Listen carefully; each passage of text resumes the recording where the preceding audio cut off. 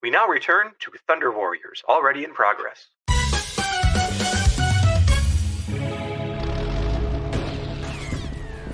Hostile infrastructure. Airstrike now.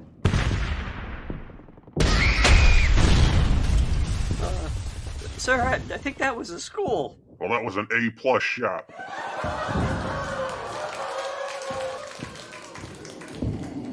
There. Mutants. Put them out of their misery.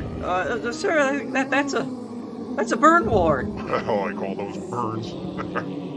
Make their first degree, third degree.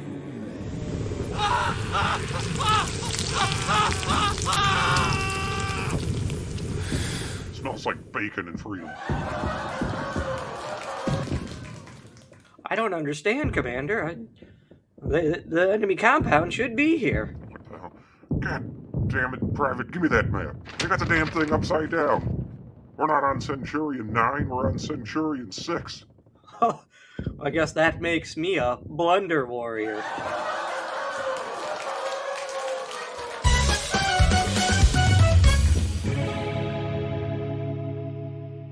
Next time on Thunder Warriors. Well, boys, looks like the Emperor himself is putting us on a final push to unite humanity. Looks like all our hard work's about to pay off.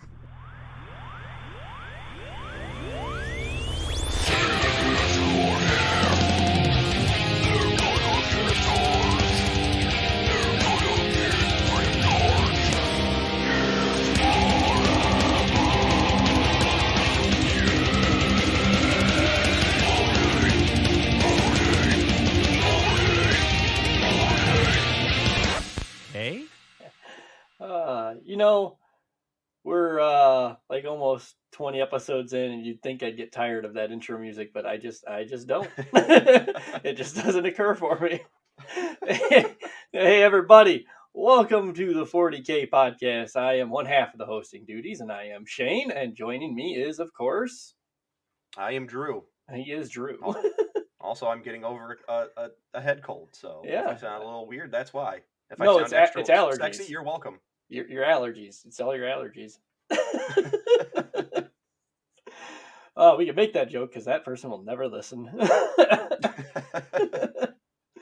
So, Drew, we've been discussing that we may prattle on too long for invulnerable saves. So I'm gonna try to keep this one short and sweet for myself, and it is simply being able to call off work. That's my joy today. like having the ability to call off work right now has been really good for me, being back on nights, and it makes me happy knowing that I'm probably screwing somebody over there. There you go. How about you? What's yours? Sudafed.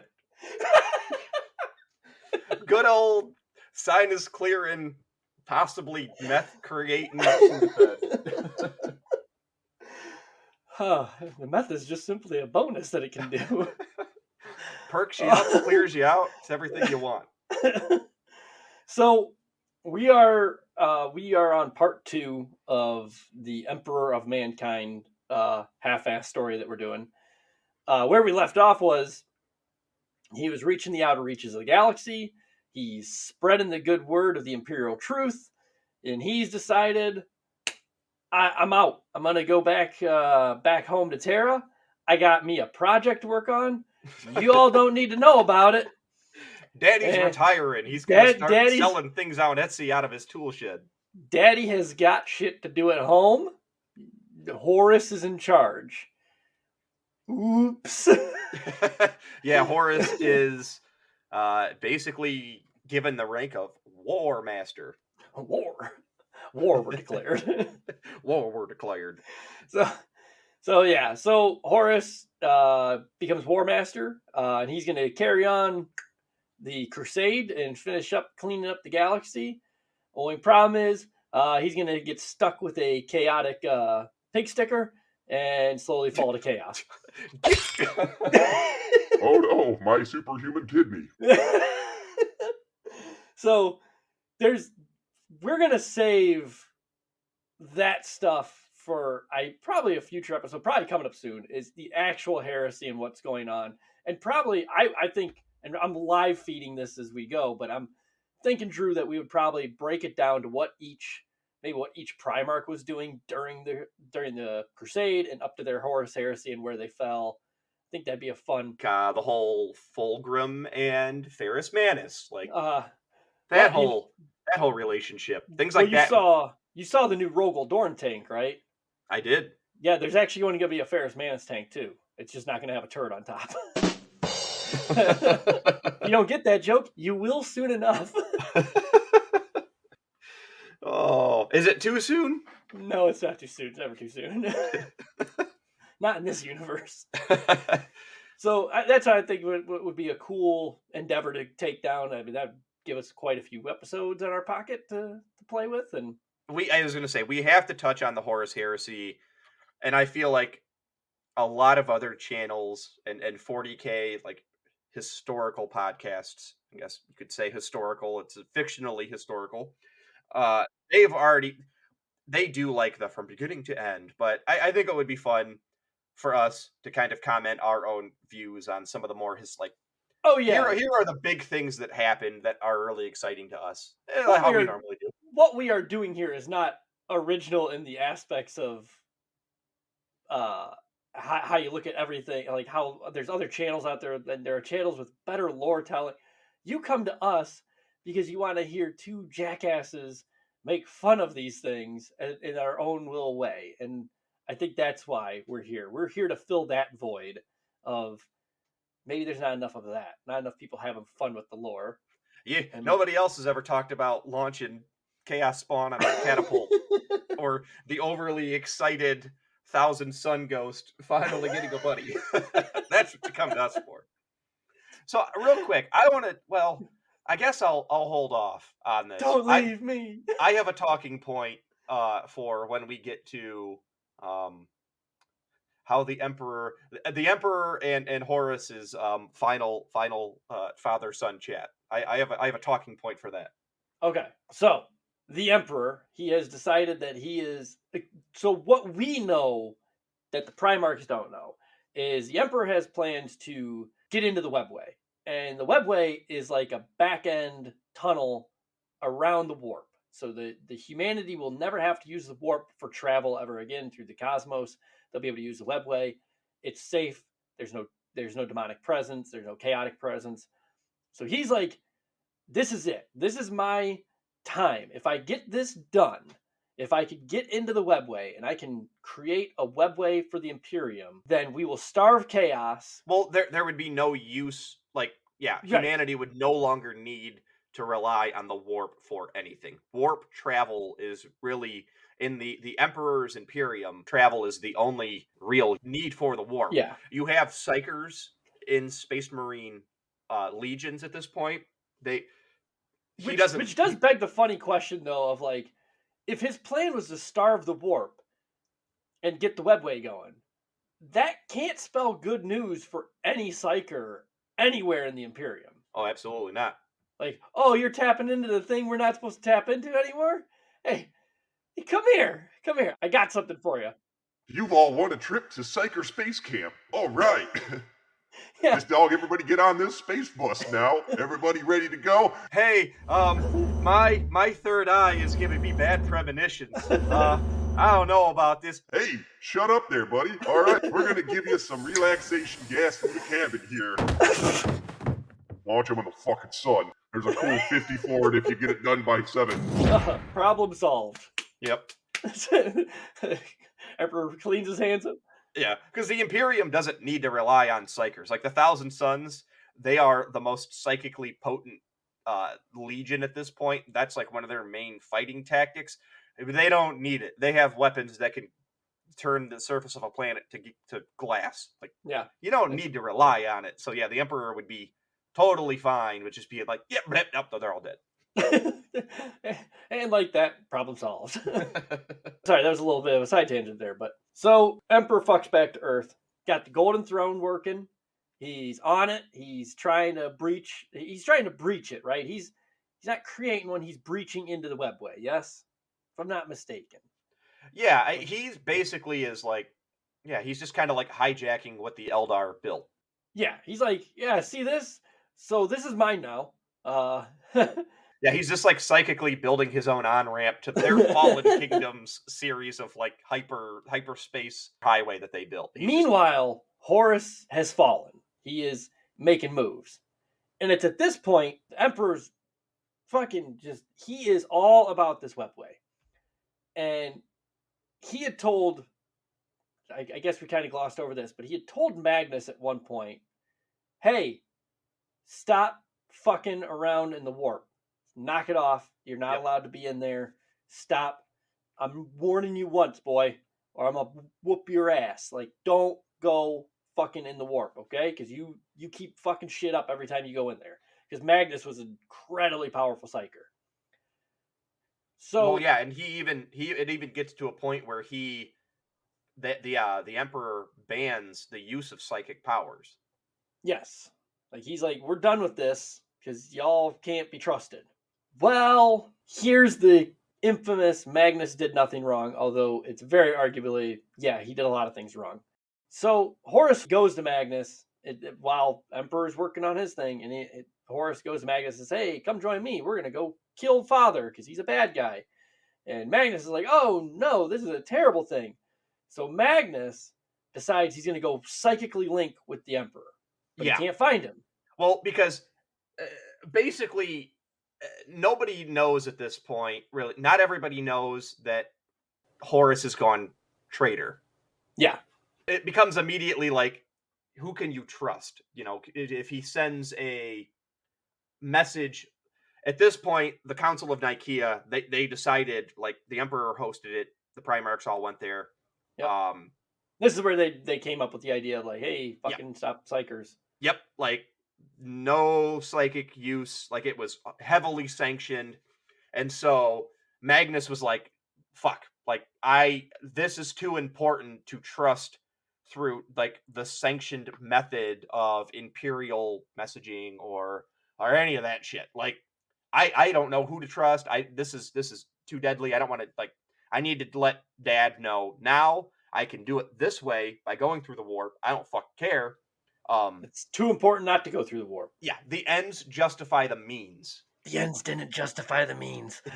The way that Shane makes it sound is he just kind of, holds his fingers up to his temples and... Father, is your son? Horus will betray you. No. Prospero is so fucking far away that he has his, like, trusted council of the best psychers ever create, like, a magic circle around him, and then they charge their psychic powers into Magnus to, like, amplify his psychic presence into the warp, and he's like a warp-bound spirit form at this point, and just traveling to the Emperor at, like, the speed of light. Well, meanwhile, back on Prospero, that circle around him, imagine people as PCs, and he is overclocking all of their PCs by doing this, and so they just, like, brain aneurysm, that guy fucking dies. Guy next to him, blah, and it's like, he's literally just sacrificing all of his most trusted advisors, and they knew what they were getting into. You had to have an idea. You had to have somewhat of an idea. Daddy got to talk to Grandpa, all right? Now, I gotta, listen, this phone cord's only 5 feet long, and I gotta be sitting in my lazy boy, or else my back's just gonna be thrown into a fit. So I need all of you to daisy chain hands together, all right? All right? Now, Steve, way down there, you in the kitchen? Yeah. Okay, now you're gonna plug this fork into that outlet right there, all right? I need you all to just keep holding hands for Daddy, all right? That's gonna create a current. Is basically what the fuck he did, so he could create his illegal long-distance call, which Dad said, no long-distance calls. All right, there you go. Now they're all set up, Shane, continue. I'm sorry, I just visualized that whole thing, and that just cracked me up. So he's going, and he's looking for the Emperor, and he finally finds him. He's like, I think I found him, but he can't. There's a wall there. And Magnus is like, I gotta tell him. Oh yeah, well, go ahead. Well, I was like, yeah, because he ends up, I think, entering the webway, right? Yeah. He comes through like the goddamn Kool-Aid Man through that fucking webway. he kicks that fucking wall and he goes, oh yeah! And the Emperor's like, what the fuck are you doing here? And he's like, Horus is fallen to chaos. He's going to betray you, Father. And Emperor's like, no, the fuck he's not. What the fuck? Get the fuck out of here. Do you have any idea what you just did? Because we have to re-imply that Magnus was in the warp. And he just broke a wall from the warp into the webway, which was never supposed to happen. Yep. And it came out through onto Terra. Yeah, because they're on Terra when this is all happening. So essentially, Magnus just ripped a hole into the webway for the warp to get into, so Chaos can get to the webway. And so immediately the Emperor, he's on the Golden Throne, and he is doing everything in his power to hold off the warp inside the webway. Custodes are fucking down there. The Custodes are in there now fighting with the Sisters of Silence. Like, dude, it's fucking pandemonium. Shit is falling apart rapidly now at this point.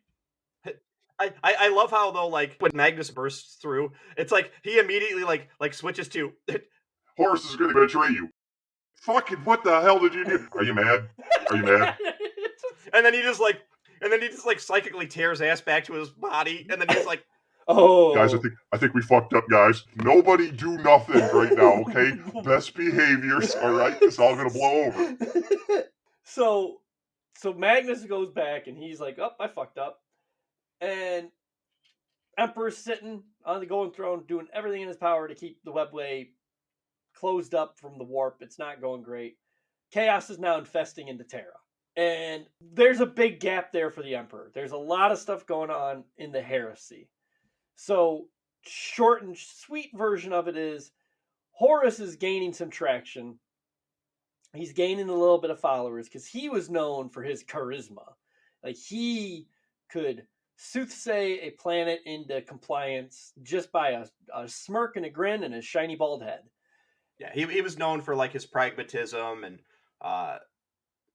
in the Horus heresy, all these Primarchs, you learn once you start digging into it. Some Primarchs didn't like other Primarchs. You had some like Curs who, nobody likes me. I'm the the one that everybody hates, and it's like, well, if you stop being a fucking crazy weirdo, then maybe you'd have some friends.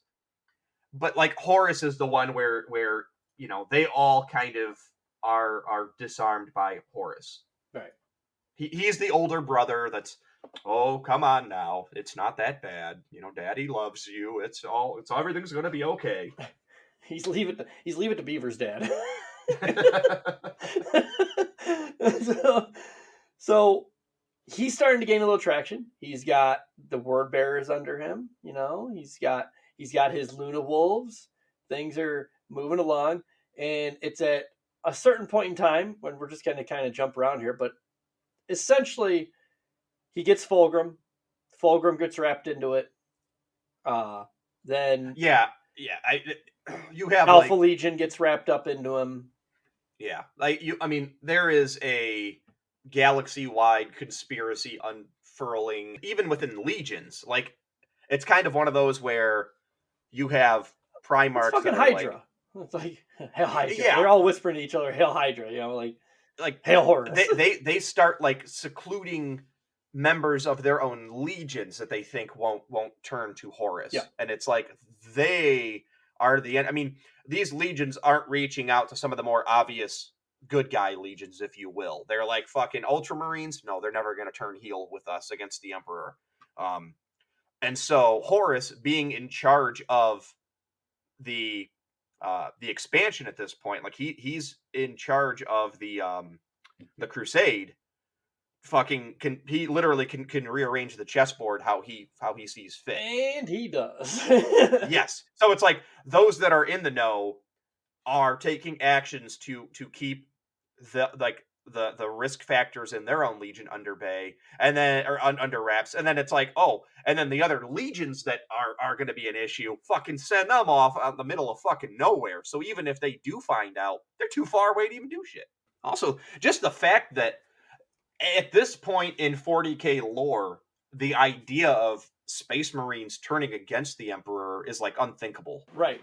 It's just insane, and it's like space marines fighting other space marines, and they're like, don't even think that. It's like talking about like nuclear war right now, like in our reality, It where would it's like, oh, devastate don't everything. even think about, yeah, like there is no winning there. Space marines were not designed to fight other space marines. We have no idea what that would even look like.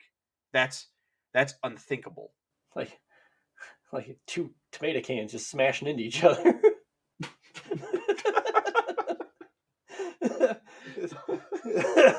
There's a visual. So it's at this point where this is an episode all on its own, so we're just going to briefly go over it. Istvan drop site massacre. This is the big one. This is the one. So Horus has strategically placed several legions well outside, like just fuck off nowhere, BFE. And it's at the Istvan drop site massacre where it was the Salamanders, the Raven Guard, and who was the third one? There's a third one, wasn't there? The drop site? Yeah. Well, a lot of legions. I mean, even but the three loyalist legions that get basically pinched because there's the three loyalist legions and they're getting ready for Horus. They're like, we know fucking Horus is a traitor. They're ready to fight him. Iron Hands, Raven Guard, and Salamanders are like the main defenders. Iron Hands, Ferrus Manus, of course, duh. Ferrus Manus, shit, duh. Fucking, we were just talking about him. They are ready and they are prepared. They know Horus is coming, and they know that he's just the Luna Wolves and the Word Bearers at this point, correct? That we know of. And they're like, we can handle this. Plus, we've got the Emperor's children on their way, and we've got the Death Guard on their way, and we've got fucking Night Lords on their way. We are gonna fuck him up. Bad news. Yeah. It's like what do you do when you got a piece of cheese? You pull that square of cheese out of the bag, and then there's a little bit of mold on the corner. You just cut the mold off. Yeah, the rest of the cheese is still good. Some people do that. In this case, it would be like 90% of the cheese is mold, and you want to cut that last little corner of fresh cheese off, so you're left with just the mold. Yeah. Does that make sense? Does that track? We'll go with it. We're out of analogies at this point. We're 20 episodes in. We can't fucking come up with any more analogies. So, I mean, yeah, this is just hey, we got all these good guys in our midst, and I use the term good guy relatively. Hey, I guess at this salamanders point. Are there, okay, and they are good guys. Salamanders are, yeah, they're just like, where are the humans at? We gotta protect our buddies. Which does play a factor into the Istvan drop site massacre because again the salamanders were so caring and so wanting to be devoted to helping that it actually kind of like plays into the whole chaos thing. So the Horus and Logar show up and they're ready to go, and there's a battle, and Emperor's children, boom, they come in, drop pods, there's shit falling in from the sky, you've got Death Guard coming, you got Night Lords coming, and Vulcan and Corvus are just excited as all hell, and Ferrus, he's excited too, and whoo, boy, does that last all of 5.5 seconds before, unsurprisingly, Emperor's children, Death Guard, first of all, they start kind of murdering their own. They have already been starting to purge their own legions at this point. One person that's going to be kind of a hero in this whole thing is Nathaniel Garrow, because he's going to escape with a couple other, like a very select few, and he's going to bring word back to the Emperor. But they basically just shred the Salamanders, the Raven Guard, the Iron Hands. They get fucked up.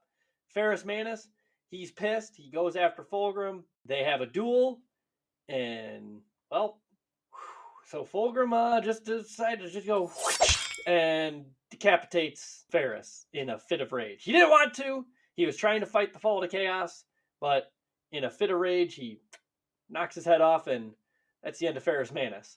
Yeah, he's pretty possessed at this point. Yeah, but he kept like fighting it. He kept like but this is the moment where he just goes, "Hey, full-blooded snake tit demon." So. Oh yeah, his apotheosis. Yes, it's what triggers it.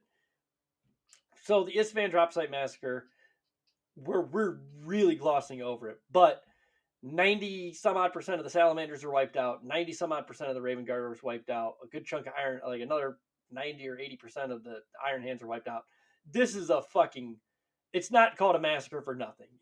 Like millions are dead. The planet is consumed by chaos. Like this is just fucking bananas. Now We got us the Civil War, everybody. you've got fallen Primarchs together at last. They're all on the fast lane to fucking Terra. Now, Horus had already sent some people, fucking Gulliman and his Ultramarines were fuck off nowhere. Blood Angels were and Sanguinius were fuck off nowhere. So Gulliman and Sanguinius hightail it back to Terra because they're like, we got to get there before Horus and his legions get there. And they mount a defense. And it's at this point the Emperor is still chilling on that golden throne, basically bleeding out his nose a little bit, like just like he's trying to squeeze out a really hard shit because he's trying to squeeze all that warp back inside the warp and not into the webway. Flash forward a little bit more, and Horus is there, and the fucking siege of Terra begins. They end up breaking through the orbital defenses of Terra. Yep. You have traitor legions wreaking havoc across Terra. The Imperial Palace is under siege. Everybody's just fucking doing crazy shit at this point. Like the Emperor's children are capturing populations, like citizen populations. They're not even fighting like the war front. Yeah, yeah, because that's actually important too. Because Fulgrim's off doing his own thing. Fulgrim is off doing his own perverted things. Because at this point he's fully corrupted by chaos. The Emperor is looking at his corrupted children. Angron is a demon prince at this point. Fulgrim, demon prince at this point. They are all just completely lost, and they are jacked the fuck up. Yeah, like it was the same with like Fulgrim. They were like capturing civilians and then rendering their bodies down into like weird chemical drugs. Like they're basically turning people into cocaine. and that's what they're doing during this. So we're going to flash forward a little bit more in time. Siege of Terra is actually going the way of the Loyalists. Perturabo at one point just gets so pissed that all of his Chaos brothers are fucking around, so he leaves. Yeah. Everything's just falling apart. So in Horus's last-ditch effort to kind of save this whole thing, lowers the shields on his flagship where he's been kind of lurking this whole time, the Vengeful Spirit, knowing that that's going to allow the Emperor to come aboard. He does it as like a, all right, motherfucker, you want to end this? Let's fucking do this. Sanguinius, Dorn, a whole mess of Space Marines and Custodes decide to beam aboard and take the fight to Horus. This is going to end it all. This is it. Before he goes, the Emperor looks at Malkador, puts a hand on his shoulder, and says, "Who's my special guy?" Hey, little buddy, you're not really supposed to be on this thing. I just need you for like 2 minutes, all right? It's like the Golden Throne is essentially a giant psychic beacon, battery, power source, you name it. It's pretty much everything you could want it to be. And the only person ever really designed to sit on it was the Emperor, because he's the only one that was powerful enough. Malkador's powerful on a lot of levels, but when you're talking like levels of the power level of the Emperor, it's like not even fucking close. So like Malkador would be lucky if he lives for 3 minutes on the Golden Throne without being evaporated into dust. Yeah, this would be like Dan Marino telling his 5-year-old son, "Listen, Daddy's got to go use the restroom. I just need you to get in there for like fucking like one play. That's all I need you for. Just get in there. You'll be fine. You just take that ball, you just throw it. You've done this before on the playground." And like his fucking, and then just fucking blitz and he gets crushed under like 5 defensemen. So they beam aboard the Vengeful Spirit. You got mutants, you got demons, you got traitor Space Marines. I'm sure it's probably gross in there and smells like BO. Due to demonic influence, they all get transported not as a single unit, but they're all fucking scattered across the ship. They're all trying to fight their way through the nightmare that is that ship and get to Horus. First one that gets there, Sanguinius. It's been known for a long time. Sanguinius can fuck up pretty much any of the Primarchs in a 1v1 duel. Now, he's pretty beat up at this point. But, so the story goes, Sanguinius goes, Horus fucking kills him, and the Emperor arrives, and the Emperor, seeing Sanguinius fallen, goes into basically God mode, and even though he loses an eye and an arm, he eventually sends a soul-killing blast of psychic energy at Horus, thus rendering him a husk. Like, there's no surviving it. He like unmakes him completely. Meanwhile, there's like just some like fucking like low level terminal monitor like that was on Horus's ship. Like, peace. Listen, man, I was just like menial tasks here. What am I gonna do? I'm gonna stand up to Horus? No, man, I had to go with the flow here just to keep my life, dude. I didn't want to go traitor. Come on, Emperor. Runs over and like grabs like a little. I got an Emperor down here. Anybody? What's the 40K version of 911? 912. At this point, Dorn finally gets there, finds his dying daddy. Sanguinius is dead. Horus is dead. And then they just, I think, teleport back to the palace. Like a teleport shunt.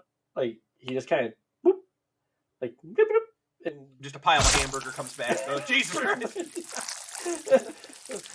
What the fuck happened to you? The throne.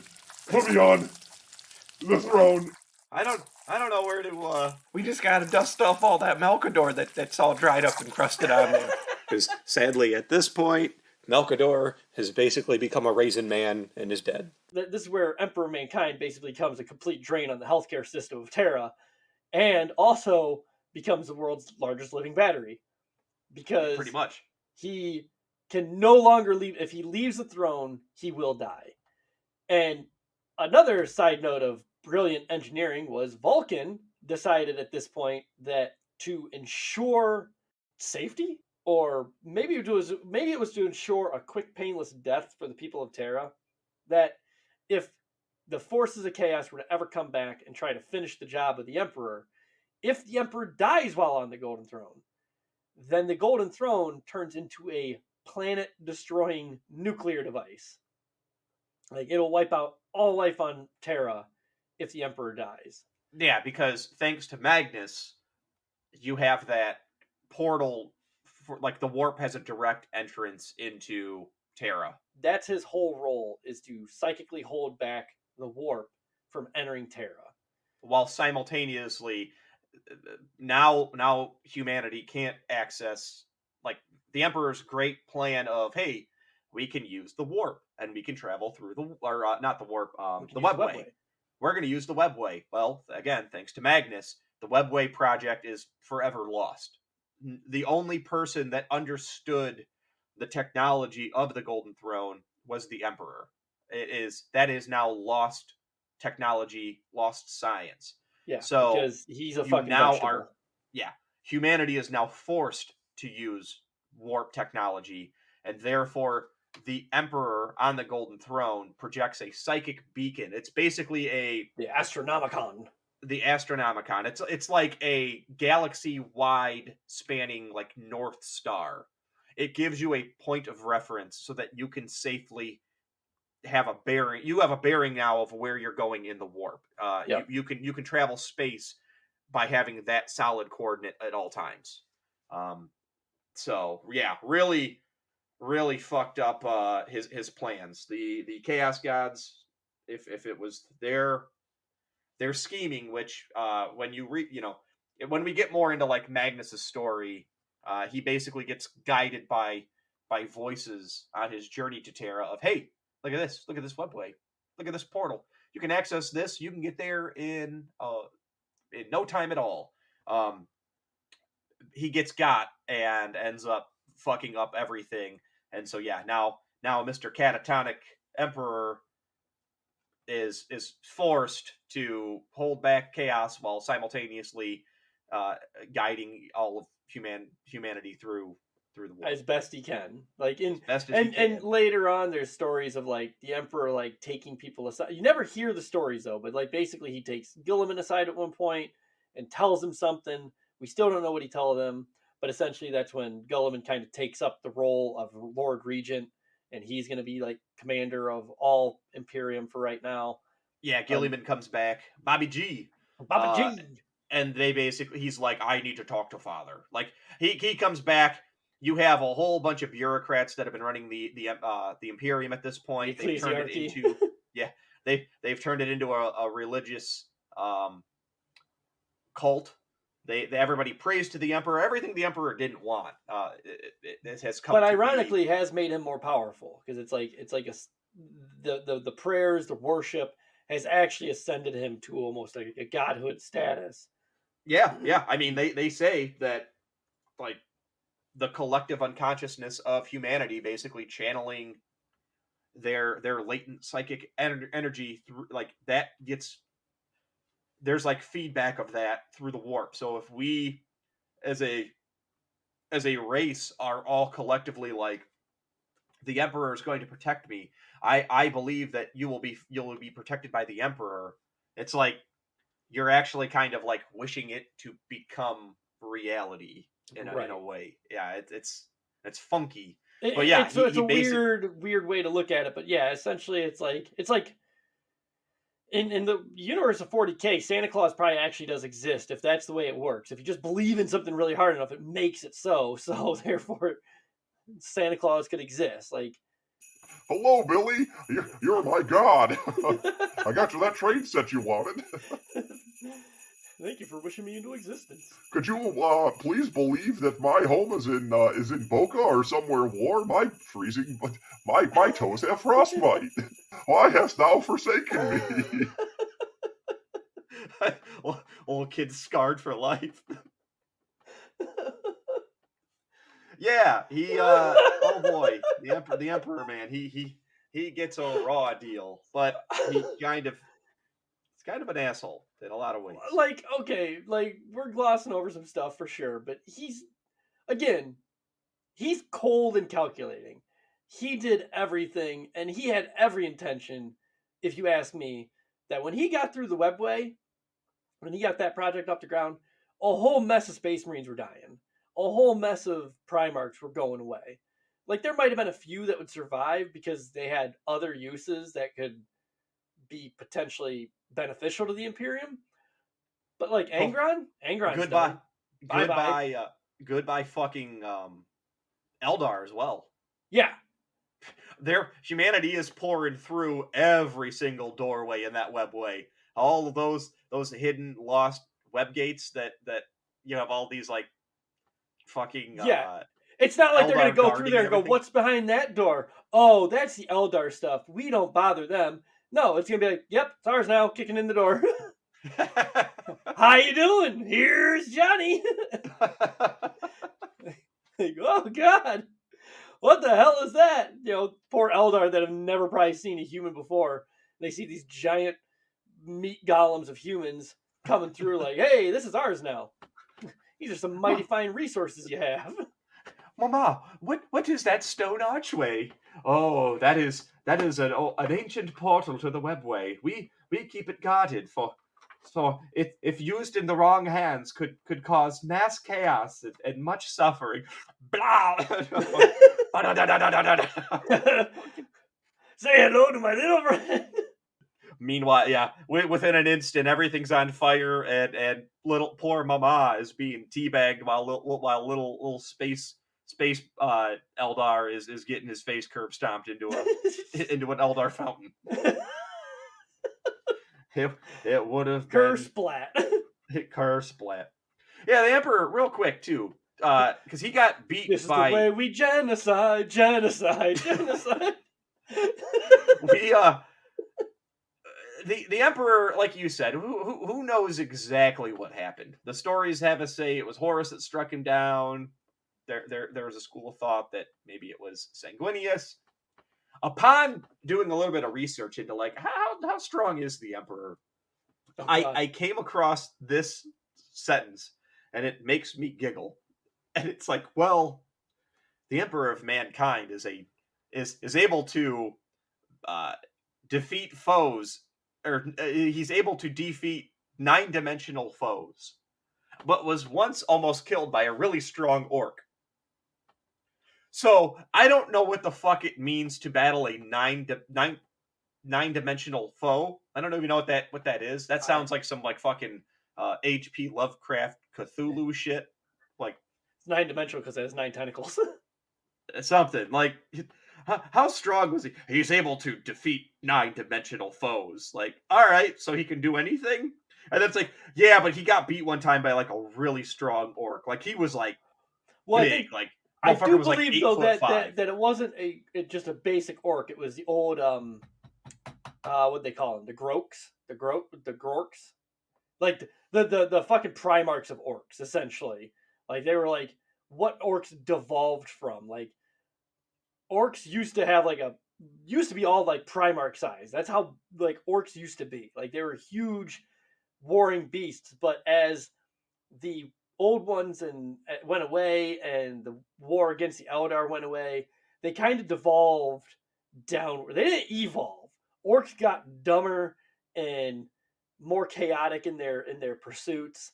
So it's like I think when they're talking about that, they're talking about like a juiced up orc. It's not just some like big orc. It's like they're god tier orcs. Granted, it's still like, wait, what? Exactly. You can't segue from he's able to battle nine-dimensional enemies. You know, And then there was this guy Ted, and he was very difficult to defeat. dude was fucking swole as shit. All right, you don't even know. All right, he's big. He did that arcade game at Dave and Buster's where you punch it, and like the high score was like 450. This son of a bitch got like 790. Holy shit! You know, it's like what the. You can't give me something that I can't wrap my brain around. And then like he was a big orc, like really big. And Horus had to come in and cut that orc's head off from behind. So like there you go. Well, and the other thing we didn't talk about too is Drachnia, or Drachnian, however you say it. The demon, the first demon, essentially. He was the demon that was birthed when Cain slew Abel, and he's like the time immortal. As long as humanity is around, Drachnia exists, and he's actually held an Abaddon sword. Like that's where he was like stuck to. There's a whole cool story about the custodian who was like charged with protecting the sword and keeping it from the chaos. And obviously it didn't go well because Abaddon's got it now. But Drachnia was like this fucking uber powerful demon, and the Emperor and him went on a one-on-one duel. Emperor eventually beat him, trapped him to a sword. But he was another good one. That's another good story to go over at some point when we get to it, because that's a fun one. Yeah, it's a very interesting tale. You know, kind of like old biblical kind of style, because they still acknowledge like Cain and Abel and stuff like that in Warhammer 40k. And Drachnia is like what was birthed upon the first murder, because that would be essentially he's the devil, is essentially, like when you really think about it, like his birth is what is because humanity will always be fighting and always be killing, so he'll always be around and always be powerful. It's not until there would be like absolute peace that he could be defeated, and he can't be defeated because that'll never happen. It's like this weird mirror of humanity. Okay. Sorry, another weird side note. So so that kind of wraps up the Emperor's past, and that takes us to the present. He's been on the throne at this point for 10,000 years. And he's a husk. Yep, as we said, Gilliman. The throne is failing. We do know that in the lore wise right now. The throne is breaking down. They have now reached out to the Dark Eldar, and the Dark Eldar were supposed to be helping, but they didn't do it with altruism in mind. They had plans to study the Golden Throne to create their own throne inside the Webway, which I'm kind of looking forward to seeing that more detail fleshed out. And then, we got... I think the Dark Eldar also tried to like get DNA from the Emperor to clone him. They did. They absolutely stole it, but it got destroyed. I don't think they successfully got it. But they definitely wanted some of that good Emperor juice. We got the Votan now. They're the Leagues of Votan. I think there's going to be books that'll come out they'll because the Leagues of Votan. Brief synopsis on them, but the Votan is not a it's not a religious thing. It's an object, and they kind of strongly hint that the Votan are actually old STCs, and if they're STCs, that's really fucking important to the storyline. And the Votan are using old school Dark Age technology. So I think when they make contact with the Imperium, I think there's going to be this. Hey, you guys are really smart, and you guys have shit that we don't even know exists. Like we didn't even know existed. Can you come take a look at this Golden Throne and tell us what's up with it? See if you can get it working again. So I think it'll be really cool to see where it goes, lore wise. I just hope it starts pushing forward. Yeah. Well, I mean, yeah. So the Emperor's been on the throne for 10,000 years. Like you said, Golden Throne's failing. The Emperor's basically being kept. His body is rotting, but his mind is being kept alive. They feed him psychers. They basically high five. As I noted in the previous episode. Yeah, they basically, like you said, they high five the Golden Throne, zaps them of their life, and there you go. And when Gilliman comes back, like when he's revived through methods, we'll touch on a different episode. He talks with the Emperor. Basically, he clears out the chamber. He stands before the Emperor. Shit's said psychically, like he's like eyes flutter in his skull, and you're just like, what the fuck is happening, man? And then he's like, I know what I need to do. And so Gilliman's looking around at what the Empire the Imperium has become. He hates it.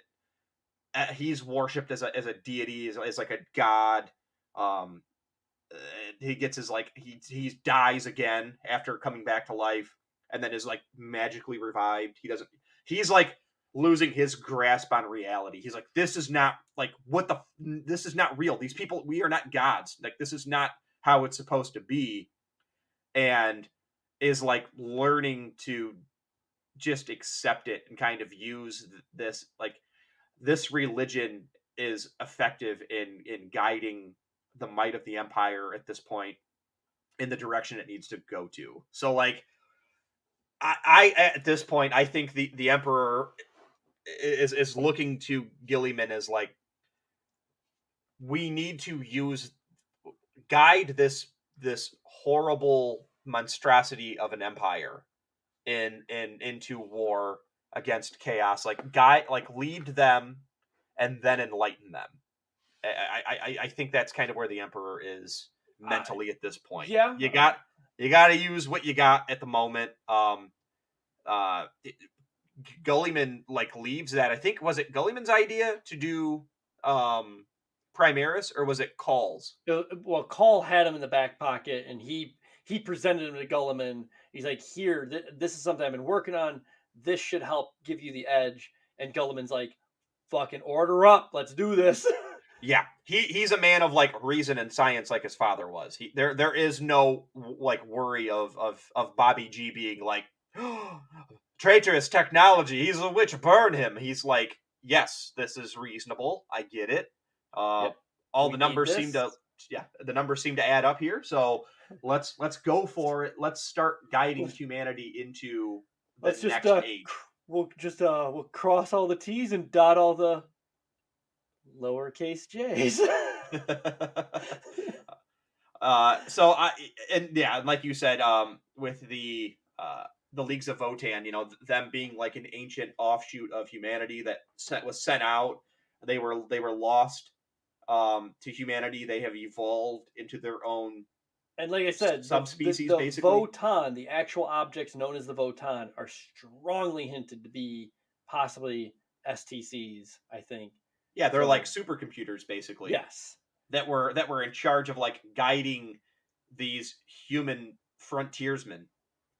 So I think with the 10th edition coming around the corner and everything, I think we're gonna hopefully see a little bit of forward movement. I would love to have two human empires, basically. I would love to see like an offshoot where you have Gilliman and Call leading an enlightened new Imperium. Yeah. And then having like all of the, because I mean he also like he basically ousts all of like the old leaders that were like in charge of everything. So I don't think that this will happen because he basically it's like, yeah, all of you that were in charge, yeah, you're all fired. Yeah.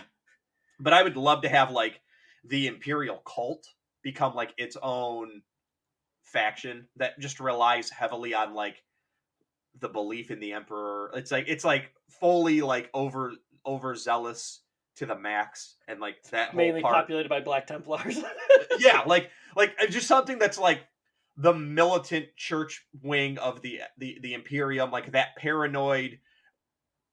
Or maybe not even have them be like a separate faction of like facing off against the Enlightened Imperium, just like kind of like as a secret thing that like Gulliman's like they're necessary. Like I'm not a fan of it, but Like they have them shit get done. like like they get like the all of like the miracles, and they maybe they're like immune to attrition tests and everything. Like they're this crazy, like have like I don't know. I would love to have like that wing keep going.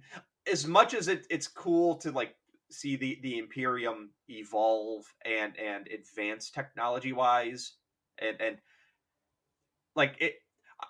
I don't know. Gulliman, I get it. Like he's bringing reason back and everything like that, but part of the fun for me of like the Imperium in 40k was this idea of you having like a dark age of technology where they don't understand how the weapons that they're using fully work. Like that's infinitely like interesting to me. Of like, oh, my like that tank's not really running very well. Oh, well, did you pray to the machine, like the spirit of the machine that runs it? No, I didn't. Well, well, there's your problem. Like that's hilarious to me. I love it. It's so bizarre. This mixing So, of religion. I'll remember and that next time my transmission's going out in my car. Like, Yeah. oh, I'm Messiah. Well, my Copyfax is cursed. What? Yeah, it's fucking cursed, man. Just I don't know what to do. So yeah, I don't know. That's just a little tangent for me. But that's part of what like that bastardization of like religion and technology to me has always been like quintessential Imperium 40k. Yes. Yep. Absolutely. I think it's a good wrap up on that. Like, I think it's that leads us into a lot of stuff, a lot of different avenues that we can go to here going Yeah. forward. And yeah, now you understand when you hear about the Emperor of Mankind, you would at least have. Hopefully, we've piqued your interest on some of the things of like when he first. If anything, let's hope that this gives you reason to go read the books and go get into the books maybe and get into the lore. Maybe not even the books. You just want to start Googling and researching and looking up stories and stuff. Like if that gets you further, or maybe you go check out one of the better YouTube channels that have like more in-depth lore than what we provide. That's cool too. Yeah. Luton is one of my favorites. Luetin, I think 09 is his name. He does really good breakdowns in lore and stuff. I like listening to him. He's got a soothing voice. Yeah. That's kind of the goal with the show is to get you excited, hopefully, and hey, I want to learn more about Magnus from this episode. I will say this: the Emperor getting angry at him for breaking through the webway was not what made Magnus end up turning traitor. No. There is more to that story, and we will touch on the fall of Prospero in another episode. But yes. That's a really exciting area in 40k lore to look into. If you Google Fall of Prospero on YouTube or on just a Google search, you'll find millions of things on it. But yeah, this is a really exciting. The Horus Heresy and post Horus Heresy is a really exciting time in 40k lore. That's where a lot of the really good stuff happens. That's all the gooey goodness. Yep. So, as a final thought, I don't really have like a final question or final thought that I wanted to end this with. I just wanted to, once again, ask40que at gmail.com, ask40que at gmail.com. Good As call. always, shoot us an email. Let us know. Is there anything you want to know more about that we've briefly mentioned? You want more in depth? Yeah, anything that we just completely haven't touched on, and you're like, I can't believe they haven't talked about this yet or this character. Shoot us an email. We're 20 episodes in. Give us a fucking break. If there's anything that you like or don't like about the show, I know that in these later episodes, if you've been a long time listener now at this point, you've noticed the sudden influx in like sound effects. It's kind of a completely different approach to the episodes. Are you liking it? Is it making you laugh hysterically, or are you like, if I hear one more fucking sound effect, I'm gonna kill these two? Yeah, just let us know. Without feedback, we assume everything's hunky dory, and it might not be. We're kind of the emperor at this point, sitting on the golden throne, away from you are all Horus out on the crusade. We're trusted that everything's good and you got our back. Oh, one other thing. Thank you again to Astroborn. And Yes. I look forward to the new album when it comes out, and we'll be glad to promote it on the show when it does drop. So Absolutely. They do our intro music, and I am eternally grateful for that. So find them on Spotify. Find them on whatever music platform you listen to. YouTube them. They got some cool fucking music videos. Yes. Get on their Facebook page if you love great heavy metal. They are awesome. And yeah, they're very active on Facebook. They're funny. They're easygoing guys. Why is it that death metal bands are always the nicest people ever? The angrier sounding the music, because they get all that shit out in the studio. They get it all out, and then they got nothing but happiness coming out. Like they walk out of that recording studio, and they're like, "I'm happy now. Got all that anger and aggression out." Until I vote for Jason to drink more baked beans out of a can. That was fun. There you go. See, you're gonna get quality content like that if you follow Astralborn on social media. All right, that's it, guys. Thank you for joining us.